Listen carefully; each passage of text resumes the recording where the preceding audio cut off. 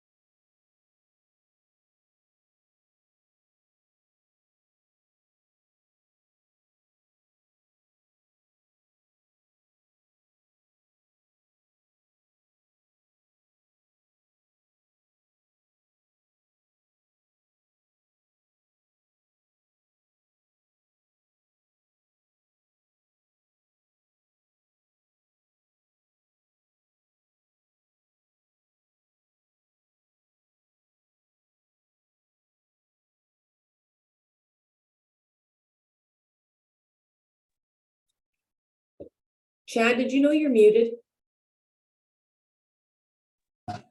Yeah, Miss Christie, sorry, are we clear now? Yes. Thank you, ma'am.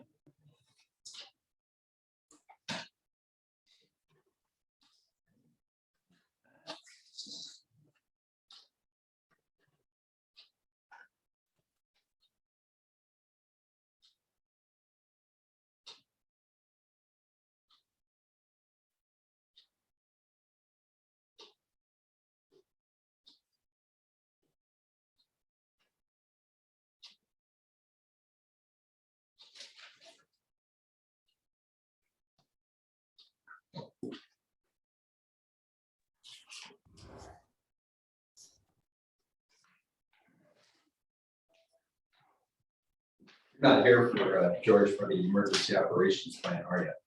Oh, thank you. George is on the park master plan, so.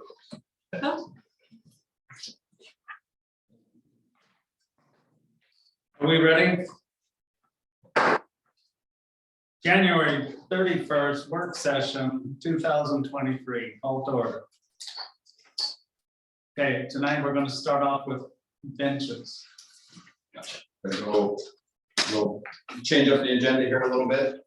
So this is a discussion, I think this is going to be brief, but there's some things that were done in the Parks Master Plan that were really good, that helped us kind of provide some direction for the city of Gerhart for benches, but we haven't done anything with it yet. But now that we are beginning to complete the park across the way at the trail's end, we'll probably have some spots where some benches would look really nice, or be convenient for the people visiting the park. So the city's been kind of dealing with a list of people that we have that would like to do memorial benches around town. But what the city does not have is any areas kind of set out in advance to where those benches can go. So we have a bit of a disconnect there. We've got people wanting to provide benches, but we don't have the location set out to where they should go.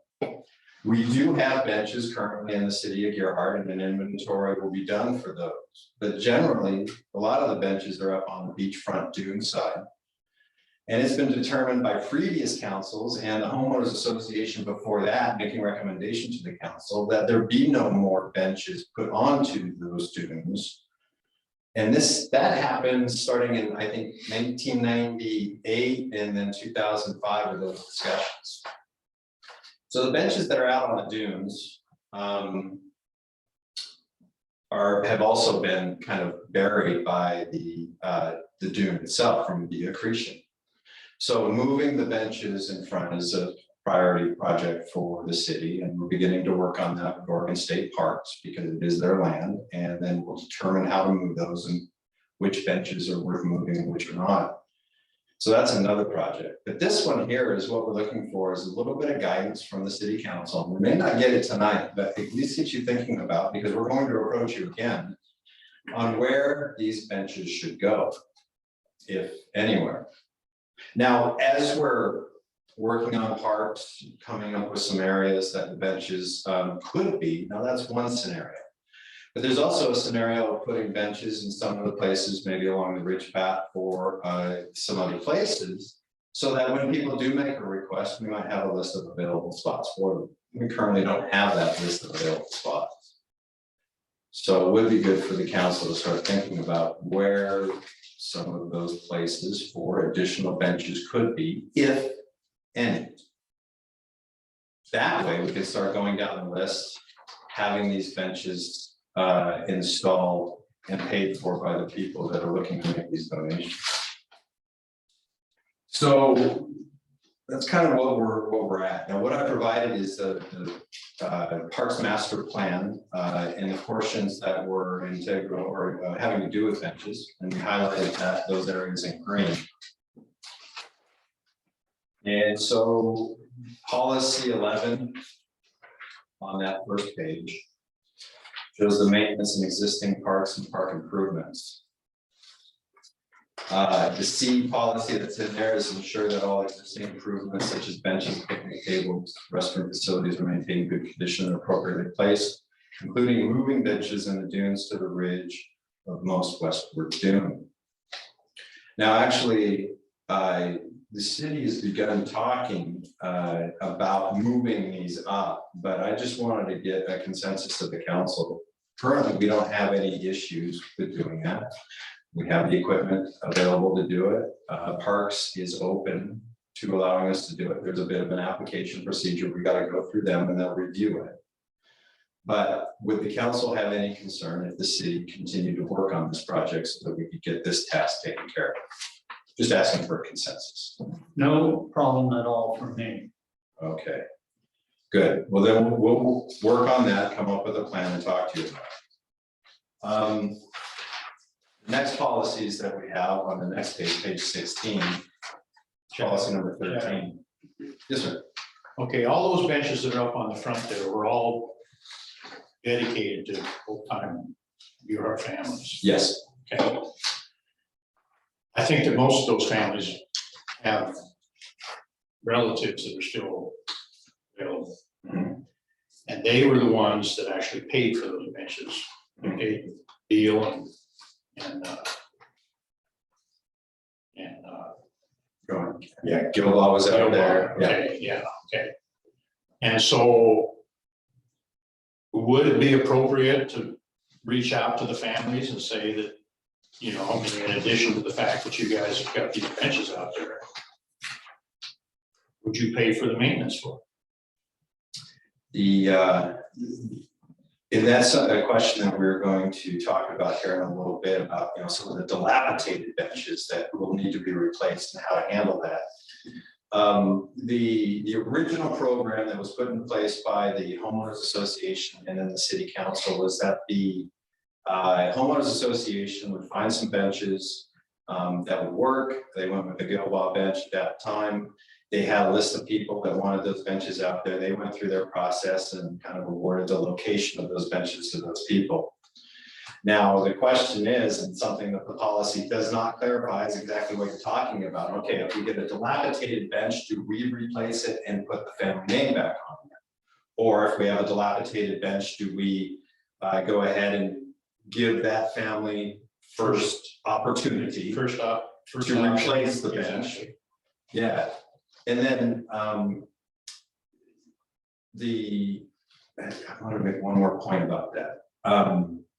Dilapidated benches, moving the benches, but the maintenance was always put on the city right from the start.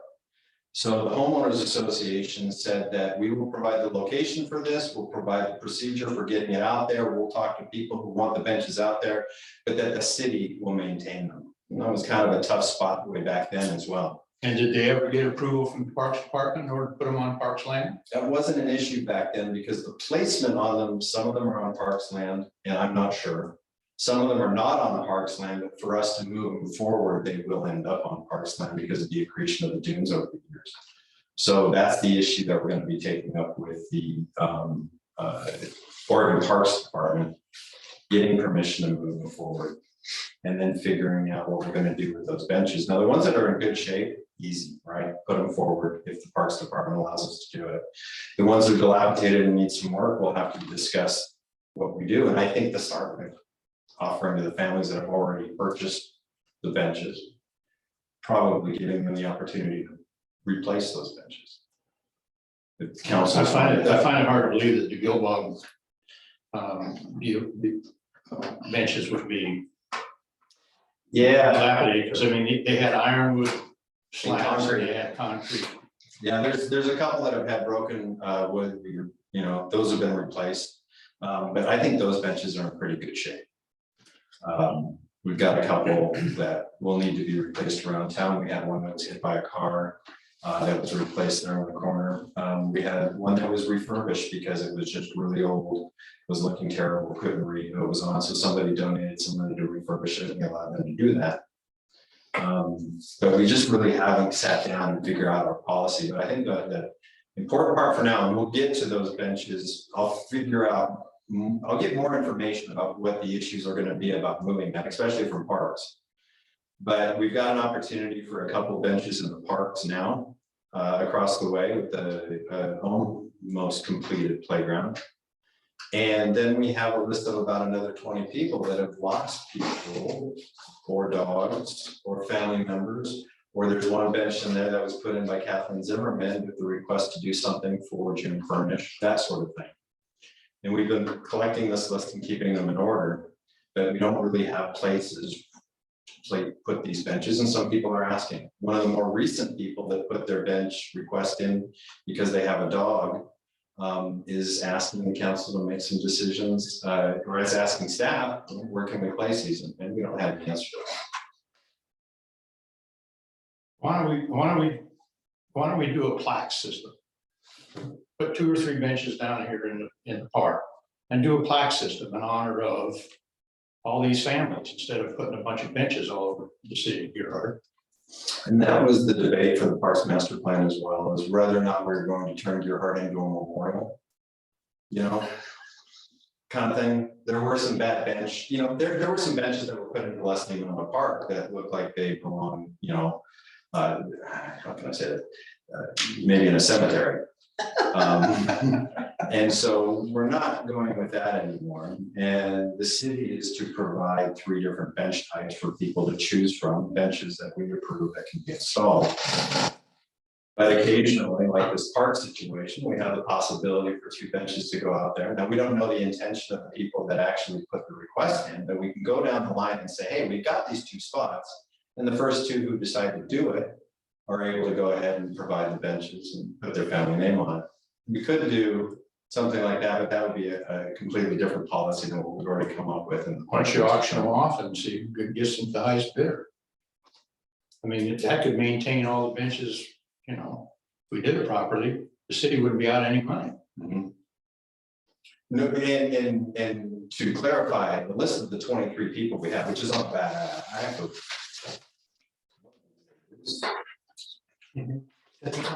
Second to last page. That's the list that we have. Those people intend on paying for those benches, not the maintenance. They intend on paying for those benches. So that's something that's already been accomplished. But I guess what it is the council starts needs to look at the park and see if I estimate that there's 2 locations for benches.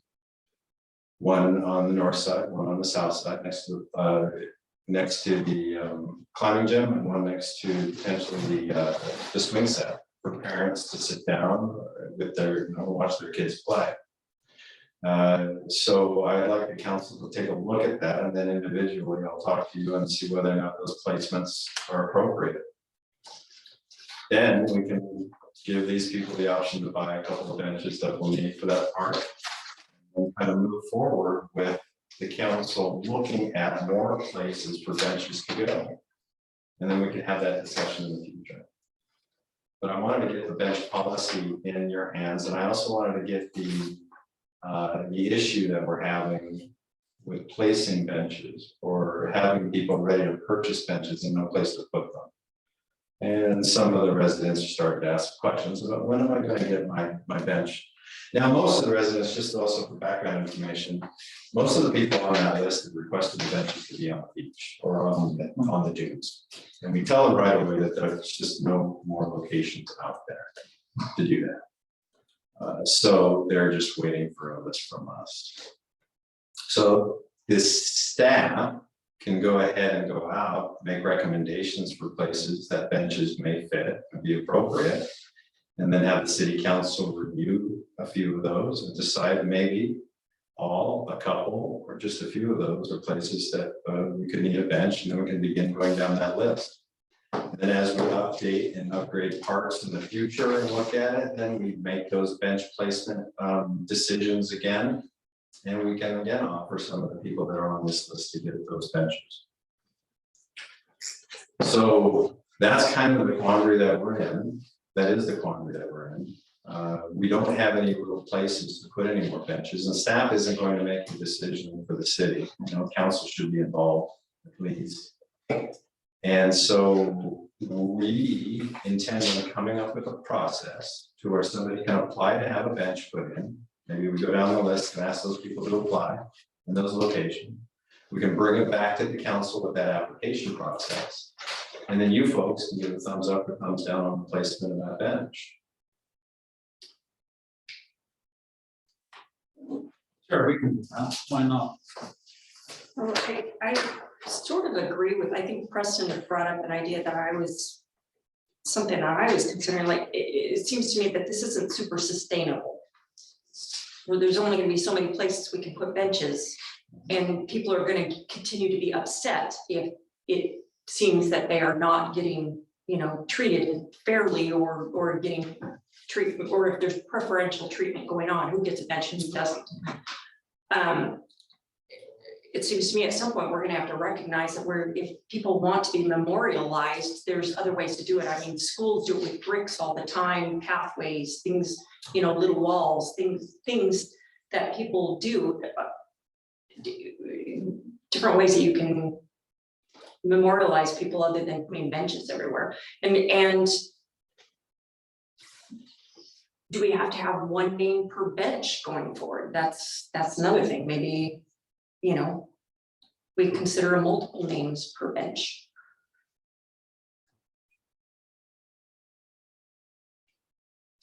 If another family is willing to pay to have a bench move forward, then it's now, you know, the previous owner and then the new person is memorialized on that. But again, I would not want to get into a situation where the city is selecting who gets prime spots up there, and you know, you've been around for 50 years and you've only been here for 20 years, so you get to get in, Yeah, you I'm know, not that interested. would be a nightmare to me. The way I anticipate this going is if the city council took a look at the two spots that I'm proposing to put the benches in there, then we would go with the people that first put in the request. By day. Yes. Yes, and we have that, most of it, some of it's a little bit. We didn't keep some dates on it way back in the day, but most of that we have it. And then they can make that application, we'll bring that application into the council, and council can give us a quick thumbs up through consensus. And then we can place those benches. When other opportunities come up, then we can place benches as well. If there are places that the city council thinks that benches should be already, then let us know. Kind of give us a list of what your ideas are. And then we can make those available to people as well, continue down that list and put some benches out. But I understand, you know, Preston, and it was the same with the Parks Master Plan Committee. They didn't want to have benches just everywhere in the city covered with those as well. What about pavers around the benches? Why don't we create a little platform for the benches to sit on with pavers, and people can put names into pavers, and we can pull out a paver and put in a name as we go along.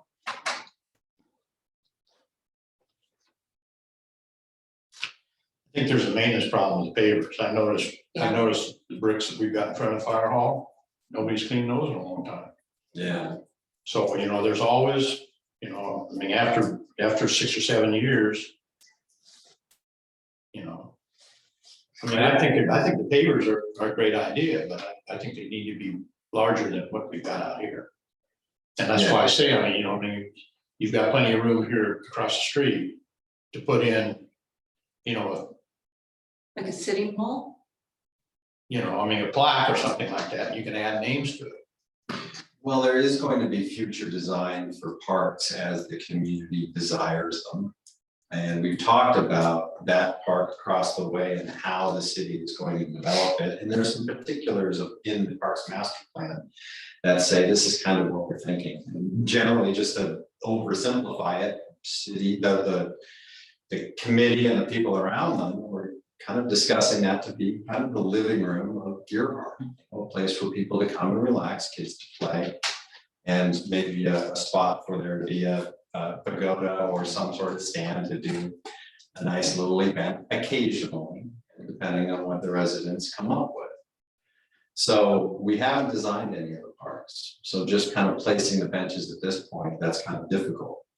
But there is like the policy in the plan for the Leslie Miller Park that's up above the water treatment facility. In that plan policy, it says that structures other than benches really shouldn't be allowed, and there's really no desire to make any changes to that park by putting in a structure, a play structure, or a pagoda, or a rain shield, or a fire station. You know, that was part of what that was all about as well. So there are some bench locations potentially out there, depending on how many you want to. But we don't have any design for these parks, and that's one of the challenges as well. Well, I can see Leslie Miller Park, you know, I mean, as far as the east side goes, I see you've got a barbecue station there. Mhm. Yeah, I mean, I don't think anybody would object if you put a, you know, covered area over there and benches around that on the east side. As far as the west side goes, people are gonna want to sit out there and view the sunset and everything like that, not have any obstruction.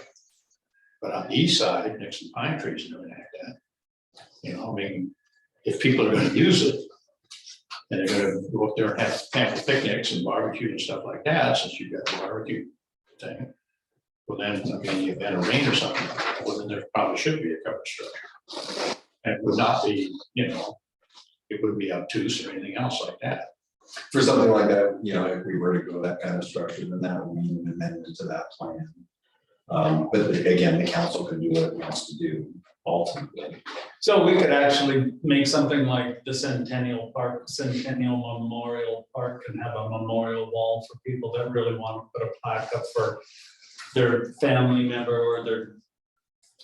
I'm not one to memorialize an animal because it's just not what I do.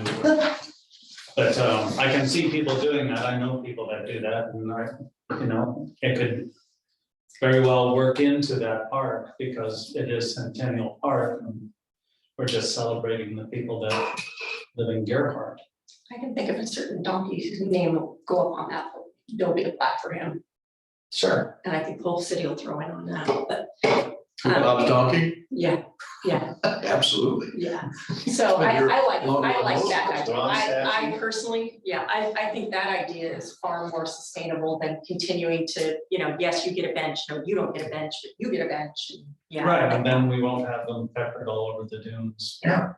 Or on the ridge path, or Yeah, And you exactly. won't have the, yeah, I've already had Anywhere people else. say nothing on the, they don't want anything else on the ridge path, they don't want anything on the ridge path.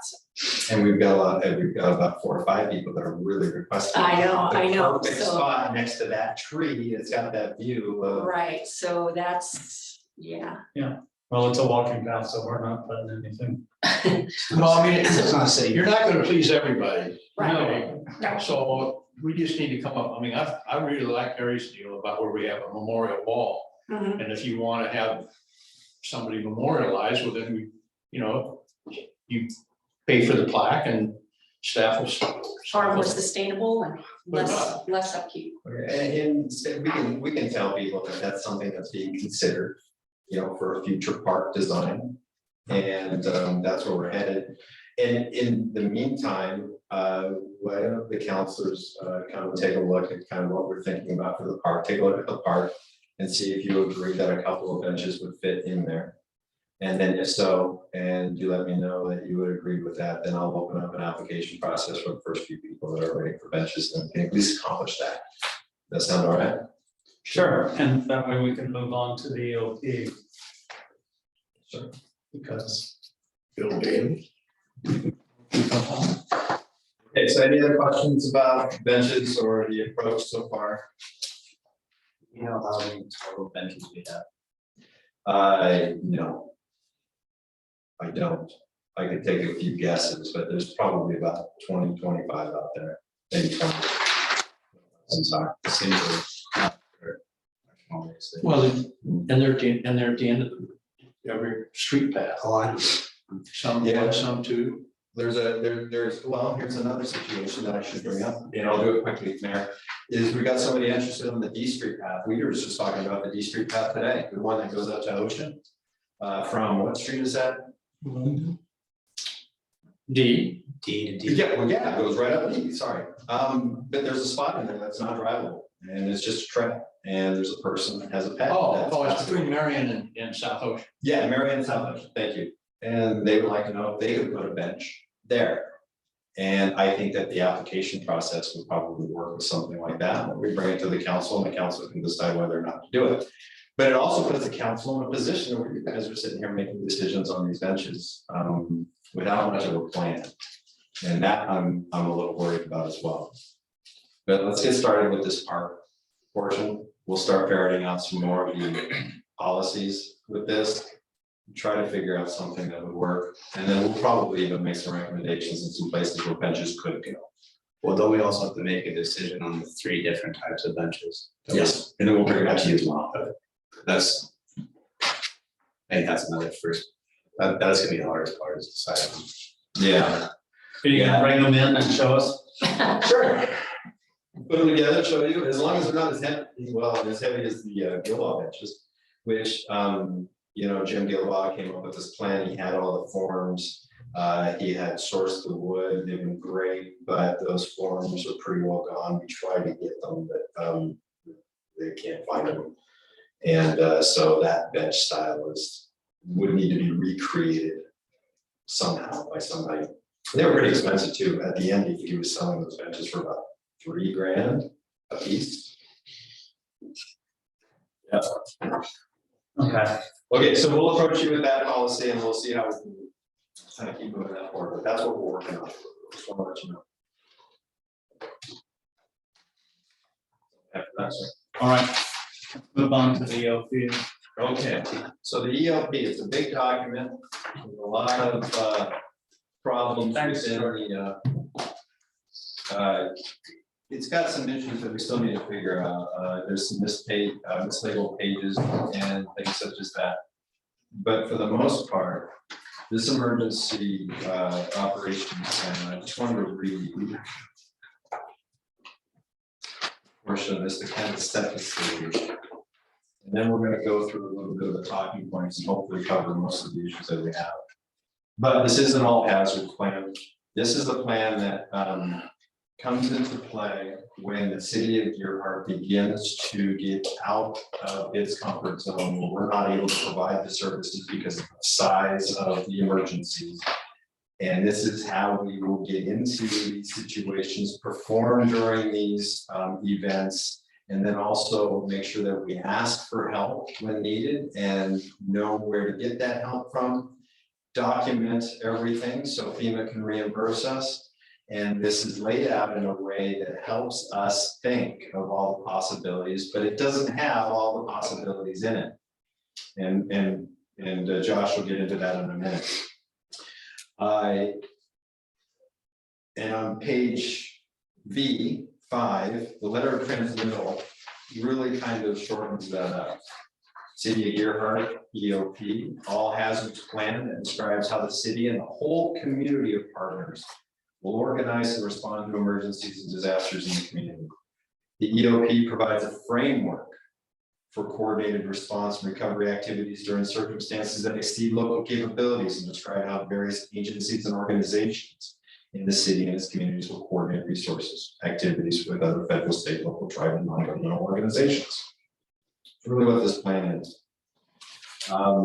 Josh, we went through this during a work session, we probably spent about 20 minutes or 30 minutes on it, but we ran out of time and energy.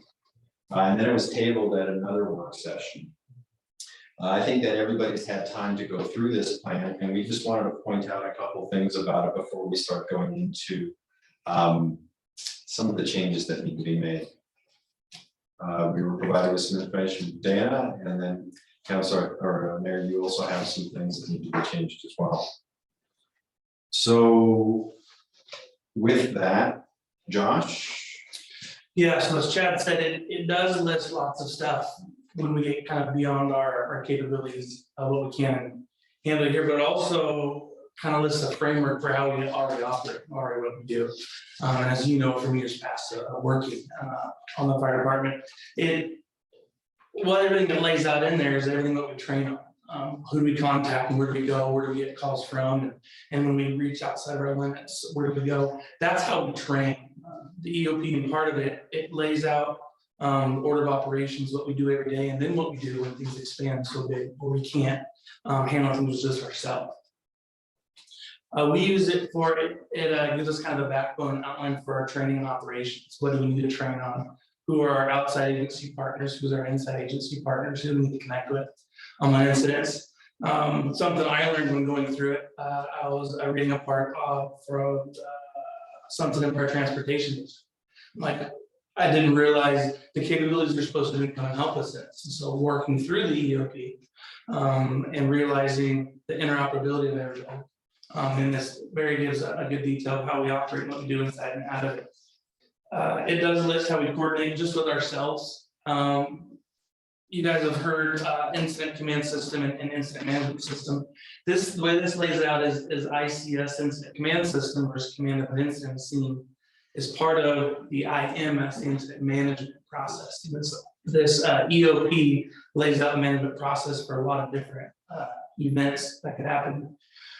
It does even list in there how we operate with what we've done. We've done configurations in the state of Oregon and California, and it lays those out in there. We've used elements of this EOP recently. We had that big wind and ice storm at the end of December, and so we used certain parts of it from that. We had a little mini EOC over there when we were coordinating lots of stuff. We had lots of moving parts over a standard operational period. Once you go beyond one operational period is when you start developing into much deeper. What is an operational period? Considered one work thing. It depends if you're on a federal fire, state fire, local, it's typically one shift, 8 to 12 hour shift. 8 to 12, thanks. It's an operational period, yes, thank you. And also, we'll use it for planned events. Like there's all incidents that has in there, emergency stuff, but there's planned events. Like we have the coast, we have 4th of July. We have Cascadia Rising was a big planned tabletop event countywide that we were participating in and setting up, and we used the EOP of how should we design it, how should we walk through this, and what other outside resources and agencies should you think of bringing into the room, called stakeholders, who has the say and a voice. We didn't get to do the Cascadia Rising because of COVID canceled the actual event, but we had all the planning up to it and up through there. One of the main differences I noticed from this version, the new version, and the old one liked to list specific things that got in the weeds a lot. And it listed things such as, like when the tsunami comes, it pre-allocated apparatus, like you go to this assembly area and this apparatus over here. As I sat down and thought through, I'm like, that may not be realistic. What if the route to that assembly area is cut off? What if the apparatus isn't available? What if we can't even staff it? So instead of getting so much in the weeds that we should do this and this and this, but we should plan for an outline. And you have resources available. Once you have resources available, you need to check on these key areas of the city, go from there. And that's what the new one does. It'll walk you through a broad overview, gives you an outline of stuff and how we can operate. And then it kind of tells you, once we've set stuff up and once we've gotten this long after one operational period, we can refer to it as a manual and be like, what do we forget? Who we need to bring in, and what do we need to do? Something that we've used before we go through the training stuff. Thank you. This is called the planning P. And it walks you through lots of different elements of this EOP, this emergency operations plan. Now this planning P, just like this EOP, it can be used for very, very tiny things, or it can be used for really large incidents. Now, 90% of what we do here ends on that third box up where it says initial response. So an incident happens, somebody needs help, somebody's hurt, right? So they call 911, 911 notifies us. And then the initial response and assessment, that's where 90% of what we do stops, right there. We'll have lots of other events that'll come forward, just like the wind event, that happened, the big windstorm. We went a little bit further into that. We had lots of briefings coming up to that. We weren't really sure with most of weather here, is it really gonna happen? Is it really gonna come here? The last wind event, they said it was gonna come, did come. And we got all the way up to that first box in the P in the circle part, keeps going. The IC stands for Incident Command, the UC is Unified Command. We have multiple different people, you're unified together. Develop updates, objectives, meetings. Right about there's where we opened the EOC next door, and I was able to strategize and coordinate with all my resources everywhere, what was going on. And so then we're able to work through this meeting and moving up forward, we had tactics meetings, where's people going, what's on what apparatus, how many resources do I have, just which is people, how many firefighters do I have, can I put on apparatus to send resources out in the community. And so that cycle, it keeps on going. And so at the bottom, you see it says new ops period begins, that bottom right corner there is kind of where that established that operational period. And as you assess and move forward, so this is set up for a really, really large event to go through and do. But we can also use this for small tactical pieces, and we do use it for small stuff. As Chad said, FEMA likes to use lots of paperwork and forms, and we like to use those because that's how we get reimbursed and we get paid money back. So one of the very first forms they have is the ICS 201, which is just an incident briefing. Now, had we been on a national incident, had we been on a really large incident, we'll get one of these. We'll get, we'll get one of these briefing 201 forms. Now, like when we're on large conflicts and stuff, we actually go in person to a briefing. They hand us this in person while we're there. So they walk us through all these different steps, and there's an ICS form for about every step of the way, and I'll hand you in more detail that coming up.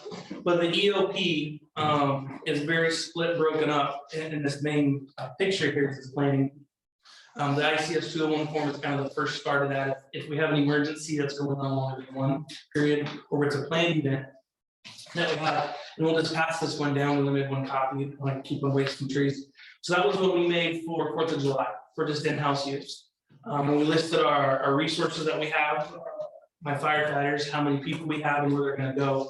And the second page on there lists the communication plan, who we're talking to, because 4th of July is busy. We're talking to Sheriff's Office, Oregon State Police, Coast Guard gets involved. We're also connecting with agencies on both sides of us with Warrenton and CC like we normally do. So that's a small incident we plan for. Something there. The next step up, and a thicker version of IEP is like what hood to coast comes through. And so there's lots of different ICS forms inside of that. So inside of that, IEP has a countywide plan as well as Seaside Fires and our plan that were mixed together into one larger document from there. And then we had a briefing that set us up beforehand before the whole event took place by a countywide meeting, a couple of them, and put that through to plan for that. And then even for locally, yearly we have a training event that involves the county and even outside county resources. And we make an IAP, stands for Incident Action Plan, sorry. And I'll walk them through all that stuff. So the EOP explains all of that in a book format. It allows us to reference back to it, allows us to kind of refer to what are we forgetting. With that, it reminds you of what you should be doing or who you should contact. Whether it's a natural disaster or hazmat, who you should get a hold of from there. So then we can take that apart, we can refer back to it, and then we can design a plan and go from there. As we can't design a plan for every single thing we do, we can get a broad overview to assist us in how we can move forward with it. I can give you an example of what that kind of looks like beyond what it is that the chief just passed out to you. And you know, it's funny that you think about the 4th of July and it's an event. It doesn't have any crisis or anything like that. But if you remember the one 4th of July where the Mylar balloon took out all the power in this part of the county, one Mylar balloon went into the substation, blew the substation up, and we were without power for hours during the 4th of July. So while the fire department was prepared, they had their ideas of how they would respond, how they would self-dispatch, how they would do mutual aid because of traffic and all of that. And then suddenly this becomes a bigger event. Because now we don't have any power, now the hospital is an issue, we've got all sorts of things going on all over the place that we need to do. maybe that's not the perfect example, but let's say it was a bigger event. At that point, once the big event happens on the 4th of July, and we've got all these people and all these things and all this chaos going on, this book will help us guide us through it. This plan will help us get to that, and to hopefully solve it and recover. So I am on page IX9. Right at the beginning of the book. The EOP action guide. There are some changes that are on there, but this is basically, if you look at the table that's down below, you've got the receive the alert of the incident. Number 2 is assess the situation. Number 3, notify key personnel. I'm just using the headings here. Number 4, activate the EOC. Number 5 is establish communications with the incident commander and dispatch. Number 6 is identify and coordination with the incident commander key incident needs, including public safety, leadership support is where you come in, and some other things. And then number 7 is inform emergency response system orders of the Emergency Operations Center activation and request support. So that kind of gives us a little bit of a plan. On page X, number 4, activate the EOC as appropriate. It's telling me here to go to the associated EOP section 6.4, operational coordination. So if I go to 6.4, I'll get the page number here for you just a second.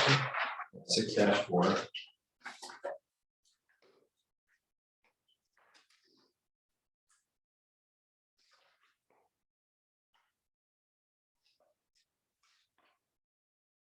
Okay, and that is on 6-4, field operations.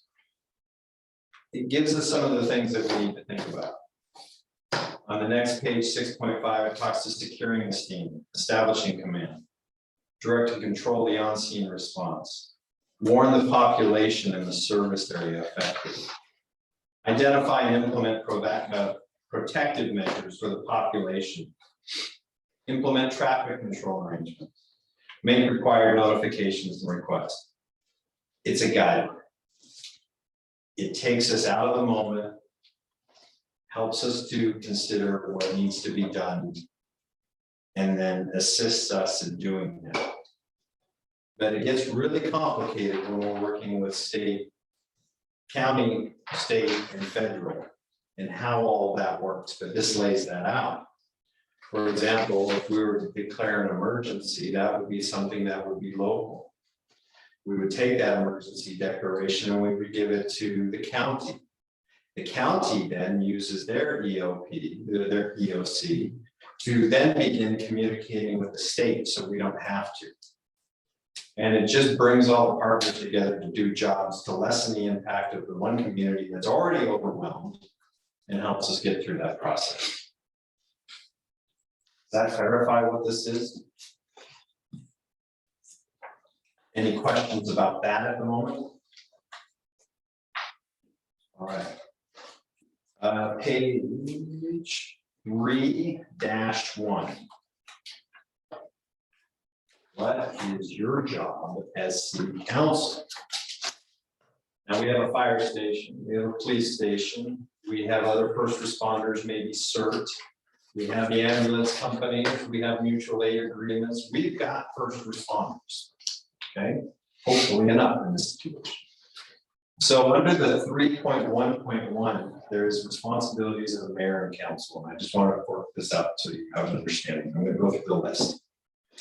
So the description is pretty good too. As elected representatives of the residents of the city, the mayor and the city council play a role during an emergency in both direct authority as well as influence and standing within the community that is being used as strategy for achieving objectives. But also more generally, elected official responsibilities during the emergency may include helping us to do a declaration or terminating a state of emergency in the city, establishing city policy, including establishing and supporting enforcement of protective actions.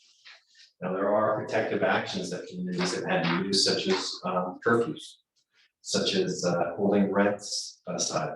such as not allowing any trespassing in certain areas of the town. Those would be some of the actions that we would need some policy for during the event, and that would be your job.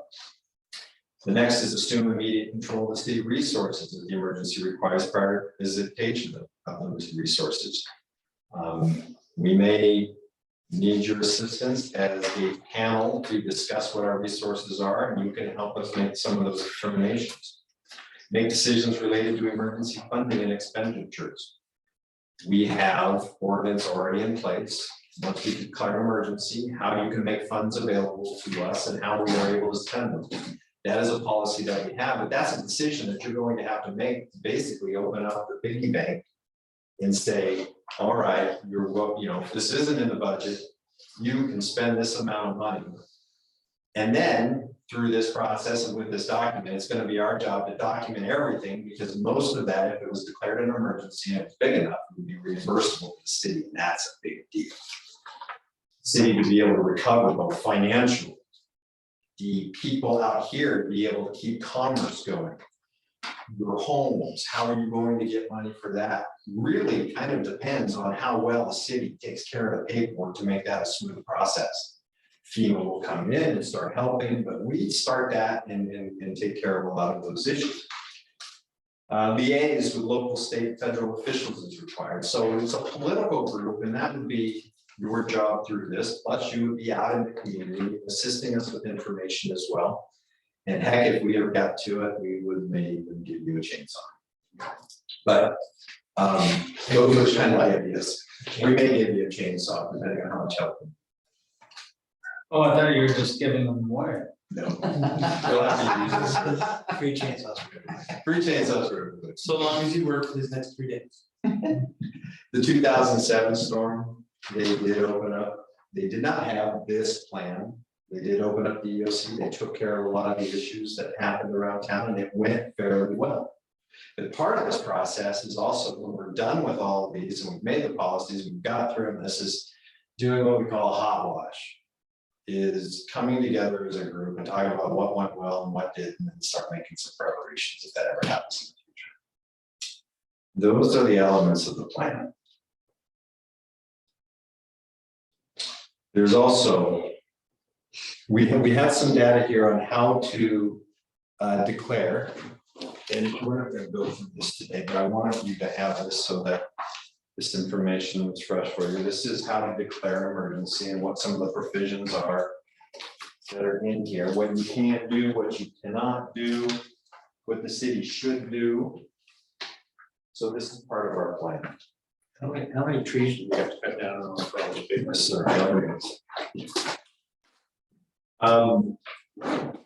So I wanted you to be aware of those. And then at the very end, there's also planned maintenance. And this is something that the city is going to have to do to keep this plan current. Formal reviews every 5 years. That is the city's job in our departments to do occasional updates to this plan approved by the emergency manager, which is in this case, the city administrator. Controlling authorities, making sure that the plan works well with others. And some background that I missed to talk to you about is that we got into this because of a grant that the county wrote. The county wrote a grant asking for help through people that put these plans together all the time and work with FEMA, that they wanted an emergency operations plan for the entire county that works together. We all had our individual plans before, and they were all very different with our own fingerprints on them.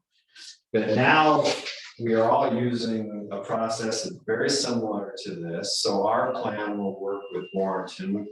Both those plans will work with the county, and those plans will work with the state and the feds.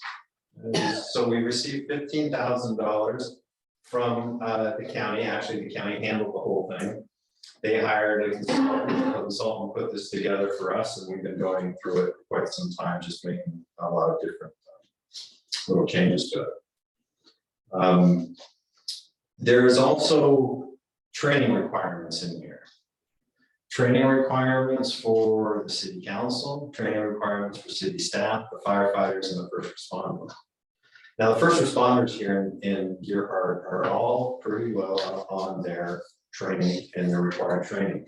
What is the ICS?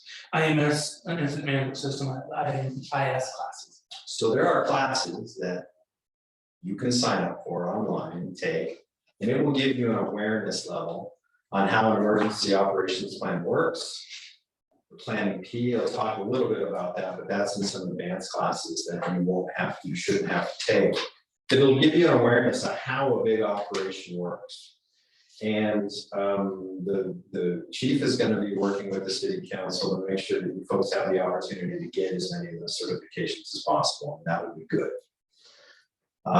As the mayor in this plan is my backup, if I am not available or I can't get here, the mayor would be in the position that I otherwise would take. So it might behoove him to take ICS 300 and 400, which goes into more detail about how these plans work and how an emergency operations center will work. Unfortunately, Mr. Mayor, that is a 5-day course solid. But we'll talk. And it's number ICS what? 300 and 400. Now, Okay. for the rest of the counselors and for most of my staff, and we'll help you with that. There may be some classes coming up, Mayor, also that we can work with. But there's an awareness center, so you'll need ICS 100, 200, 700, and 800. 4 different courses, and they're probably about an hour each. And they're able to be done at your own pace online with a certificate, but it will give you the awareness level of how to help the city in these effects. And we, Josh and I, really think it would be important for us to participate in that. And is that through FEMA? Yes, sir. So it's just going onto their website and logging that in for the Yeah. schooling. And we'll provide you with that information so that you go to the right place. But it really is easy. And the thing is once you're in on that, this is the same system that we use across our nation. This same system is used in Florida, all other states. This is how the responders communicate. This is how we communicate with other outside groups such as the county, the state, or even local people like excavators, and how to account for the time and energy that they spend, and even how to do quick agreements so that we can bring excavators in and help start cleaning things up during that emergency declaration. That's part of the thing that you would be accomplishing. Allowing us to go out and take care of things as we need to get them taken care of. But there's oversight, and there's oversight in this plan, and there's oversight in the way that the planning P works. So, Emergency Operations Center, we've opened it up quite a few times. We've practiced this plan. We've gone through it and done some tabletops. That is fine and good when the situation gets much more complex, then we're going to need your help, and that's what that education will get you. So that's my basic update of the EOP. What we asked for was some notes from some people, some changes that need to be made. And I received those changes from Councilor Dana, and we were able to go through most of them. I just have a couple of questions for you, Councilor. Okay. And I know that, Mayor, you've got a couple of areas. So would you like to start, Mayor? Talk about some of the items that you're concerned about? Sure. 3.6, right below continuity of government and operations. The first sentence of the following sections provide an overview of the lines of success should be succession. I know it's just a little typo, but So, okay, got it. Yeah. success instead of succession. Got it. Thanks. Okay, next one would be 5.2. Yeah, and just you're making notes on that copy here as well. That was answered, so I don't have a question on 5.2, but I'll go to 5.8. 5.8.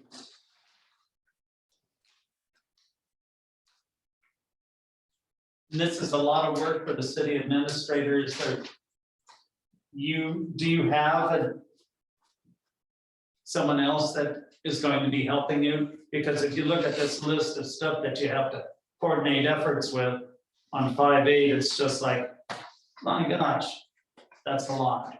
I do, I'll give you an example. ESF2 communications, I've got Seaside dispatch. ESF4 firefighting, I've got the Deer Heart Fire and the mutual aid agreements that we have with others. Search and rescue, that would be the sheriff's department. Hazardous materials, that would be hazmat 10, which is out of the Astoria Fire Department. So what I would do is realize that I need these people. This process would allow me to bring the heads of those departments in. Even if we got into a mass casualty incident where we had a couple of Greyhound buses blow up together or something, and we had a lot of people, a supervisor from medics would come into the city. So okay, That's how I would treat that. Okay, I just wanted to make sure that Yeah. everything wasn't gonna ride on one person's shoulder. And then all of a sudden we have someone go meltdown, or not saying you would, but you know, I have. there are times when people just go, this is a little too much for me. I think I'm gonna go sit in the corner. Yeah. And that's one of the main things, taking the classes will show you, kind of controls 5 to 7 cap. One person caps out 7 people, 7 heads, 7 entities underneath them. And so then if you need to break out to another division or group, and that's what those classes will explain. Right. Then you have those group leaders under you, then those have those people, so you're maxing out at 7. Okay, all right, and my last thing is INF 8. This is under City of Deer Heart Public Works. And they've got a whole list of things that you check off, and if you go down on 8. Just a second. Are you talking about the identical items listed? What page are we on here? And 8. that's 8. So So that's very- here's one of those infrastructure packets, Oh, there's some. everything is separate on this. And it's halfway down the page. So.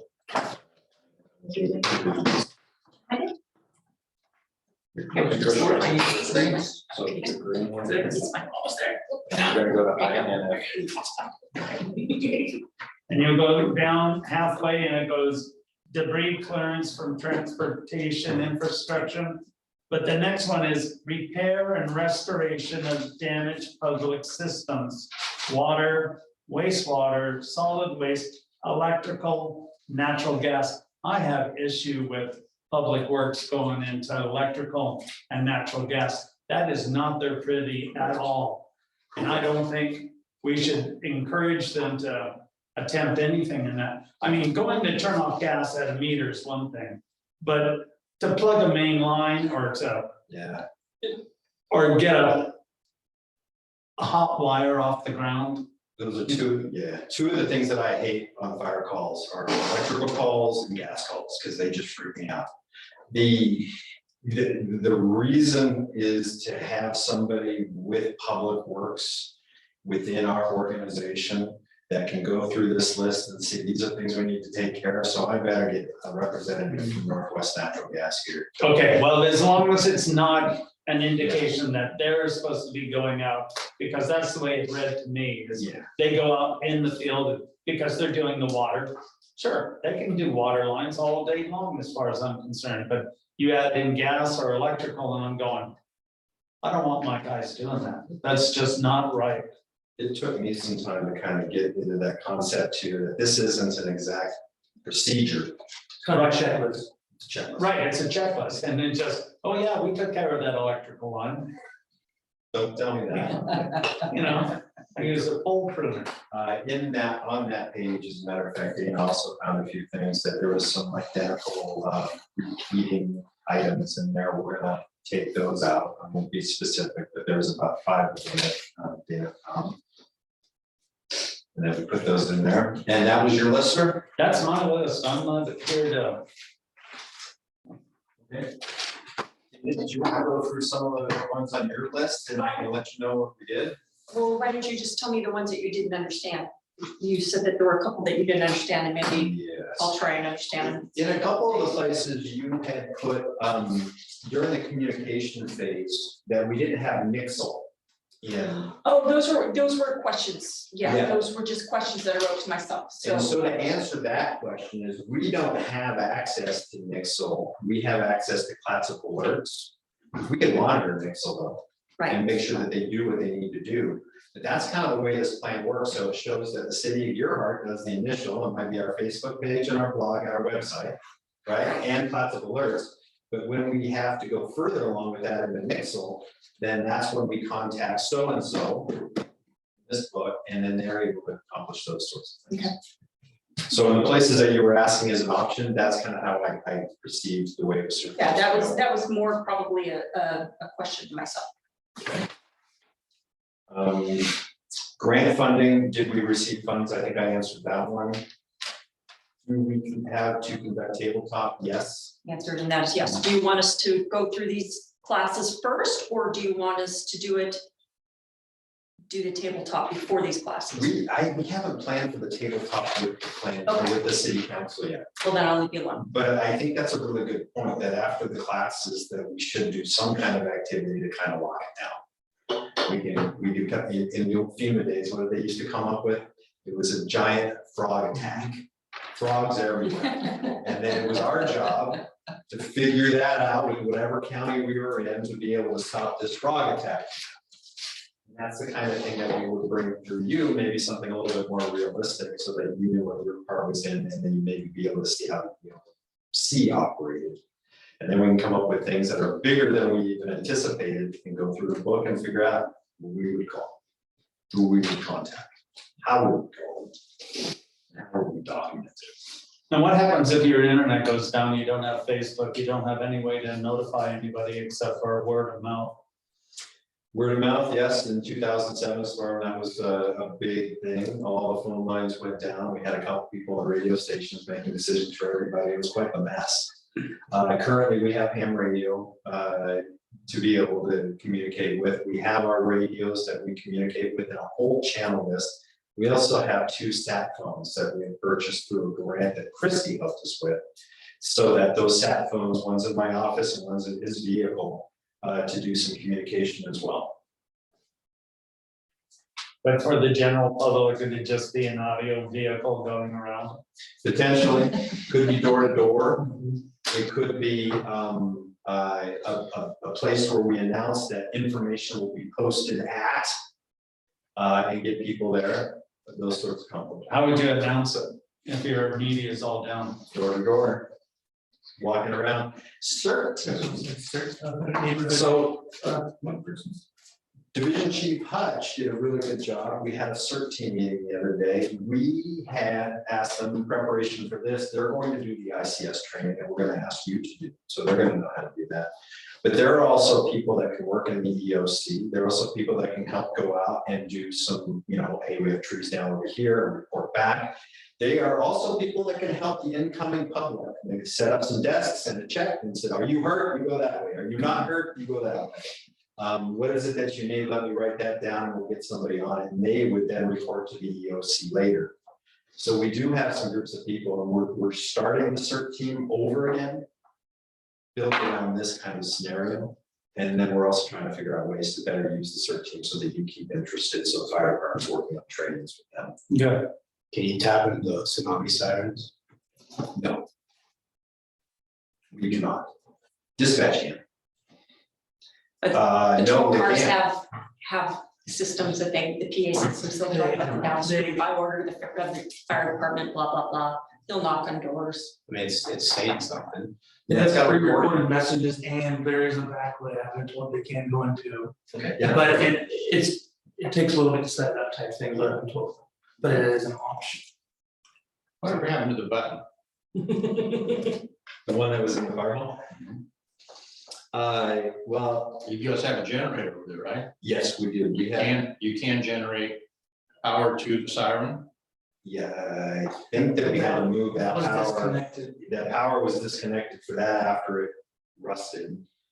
And we use that power for our fill station for the For the SCBA Cascade Station, because it needed that. Because we needed that, but that siren went dead. And the siren that he's talking about, and this is the old days, it was great, is we wear pagers now and we get these alerts on our phones and all sorts of things. But in the old days, they would hit that siren off. And if you were anywhere near our city hall, you couldn't see straight. Because your whole head would vibrate. That pull would twist. That pull twist would have came off. I mean, you've got more stories about that, because they only used it for about 3 years after I started. And then after Well, that- until Keston took over, Yeah, but I mean, we used to set it off for every fire, not for EMS, but for every fire. And everybody would come down to the store the next morning and ask, what are you guys doing? My philosophy was always, if I'm up at 3 o'clock in the morning, I want everybody in town to know that I'm up at 3 o'clock in the morning. sure. I do miss that siren, but no, currently it's not operable. Well, I mean, maybe in a major event like the 07 storm or whatever it is, Mhm. we should have some, I mean, instead of relying on dispatch or, the mood down in Cannon Beach or whatever it is, because you can't understand anything that those guys are saying through those speakers anyway. So maybe if you set the siren off, well, then it would give people that can get out Mhm. to be able to come down to the central locating facility and get their instructions as whether they, if they're capable of volunteering or, if they're injured or whatever else it is, in order to get to, instead of sending people on out to, up to the various neighborhoods. Which brings up another good point. I think that during, when we look at a new fire station, that's probably something that should be considered as well. We might be able to just get an old siren and stick it up there, but I'm not sure. But right now, we don't really have the power bill. But what you also brought up was volunteers. Remember in the 2007 storm, everybody came out of their houses with their chainsaws. And the residents around here did an incredible amount of work and assistance to the fire station and things like that as well. They even brought food out of the fire station, ate better than they have in years, because people were worried about everything going bad, so they cooked it out. This plan helps us deal with volunteers, coordinate that, document it, make sure they're going to appropriate places and things such as that. So that's another portion of this plan. So is that it with your EOP summary? That's it with my summary. Let me just double check to see, changes. Commerce, yes, it is the general area. I talked about that. Already. I think I had anything on, we did put body bags on here. I Right, assume you're asking if we had some. no, but we had gotten to that point when we broke off at the last meeting, and I remember you saying, you guys had debated, do we include that or don't we include that? Mhm. I'm not saying we need to include that here, but most of the emergency operation plans that I did, we had a breakout, an addendum that said how many MRIs we had, where body bags, just in case something happens to you. I know you know where they are, but what happens if you're not able to get to the event? Somebody else needs to know that information. Also how to dig latrines, things like that, little diagrams. And I'm not saying it needs to be included, because I know we need to finish this up. I'm just saying, future use, we might want to think about something to insert in there that would be a little breakout, a little bit easier, and almost something that we could hand out to the public too, if you're having to, your septic is down and And everything else. CERT was working on some of this. Yeah, so we talked about that last week with CERT. We would like them to go out there and do the inventories. Right, We would like them to be familiar with what we Right. have. talking Then about that way where the you've got- food is stored, because I've never been out there. If heaven forbid something happens to you guys, I don't know where to go. You know what I'm saying? So somebody else, anybody should be able to pick this up and say, oh, okay, this is, and have it as a guide. And then we would Hey, work, Chad? we would Oh, work with our medical, side of things as well, with medics, and they would bring in their resources too, if they're available. Refrigeration trucks are a consideration. We do have body bags up there. We did buy some, and we also have lots of plastic bags. if we run out of those. So yeah, that was my point, is I know we need to get this done, but for future, that would be something that we could use to embellish this a little bit. Yeah, Counselor, I just wanted to let you know that we have an inventory and monitoring plan. And it you have a usually, what? the inventory. Christie had mon- a list. What? Oh, gotcha. So she does have the list of all the things in there, but we don't have very many people participating. Right, but what I'm saying is what happens if you're not able to be there, she's not able to be there, if it's an addendum to this, then we know, it's all part of the emergency, it should be all in one place, so somebody could pick it up and go, oh, I don't, what do we do now? It's going to be placed in the binders that will have all the ICS forms. Perfect, thank you. Because there is a ton of forms that Christie's having to print out, so we have them available, so we're ready to go, so we can operate as an EOC as well. If we're gonna use that. Just in case there's no We're internet. pretty sure that that's in there, and maybe it should be an appendix, at least for the location of this. There you go. Okay. So that's, any other questions you folks have about this? Christie, do we need to bring this for approval, or is this just a consensus? I think I'm not sure because we approved and adopted the shrimp, but then the water Yeah. conservation was just a consensus. part of this program is that we don't allow everybody to see what this is. There's really no secret squirrel stuff in here, but it is also part of Homeland Security. And portions of this may not be available for people in the general public to see because it just kind of has our operations, and how we'll respond. But we'll bring this back to the city council in a finished format, give you some time to take a look at it one more time. I've got a few more changes we need to make, and then we'll just ask for your probably consensus or a resolution at that time to adopt this plan, and then that way it's official. And then we keep using it. Okay. Josh, do you have anything else to add? No, sir, I think that was it. Just read that question. No, I just had a comment, and it's one of those picky things, and it's on, when we were talking about, on page 3.1, jurisdictional emergency management authority. And the first line on 3.1.1 says, as the elected representatives of the residents of the city. Well, at one time, I was not elected, I was appointed, and Dana was appointed. And my counselor Tomlinson was appointed. Should we put as the elected and or appointed representatives? Would that be appropriate? As the representative period. Or as the representative? The city council as elected or appointed. Yes, As the representatives. that's all I had. It's a good point. Well, now I'm elected, so I have more. Too legit, quit. Okay. So does this sound like something you folks would be willing to give us a thumbs up on? Yes, Yeah, we need to get one of these. Yeah, I don't want to have to read it again. I'll Five read it years. again for you. Well, As I was going through this the other day, I was like thinking, oh, please, if I never have to read one of these again, but I'll read it for you. It took us a while to get comfortable with this because it's a new concept and it's a new way of putting this together. So Lot I of don't technical believe you stuff. for being a little bit foggy on all this. And it's a lot of information. But the good news is it's a guideline. It's maybe not a guideline. It's a plan. It's a plan. It's not a step by step. Line item out. Well, this whole thing is driven by FEMA. Mhm. I mean, you can see this is a federal program. It's like reading through the ocean. That's all that I have, folks. Thank you for your time. thank you. thank you. Work session's over. Yay. See you all.